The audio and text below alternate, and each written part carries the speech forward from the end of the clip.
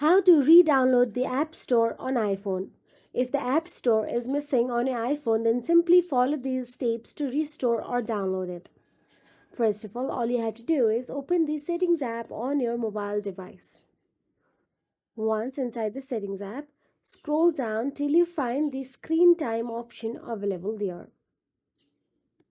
Now, once inside the Screen Time, again scroll down unless you see Content and Privacy Restrictions in red highlights, and simply tap on it. Now toggle on the switch, then select iTunes and App Store purchases.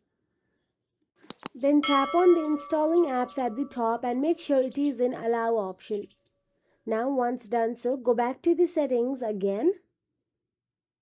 Now this time in settings, tap on the general option available there. Scroll down till the bottom and tap on the transfer or reset iPhone.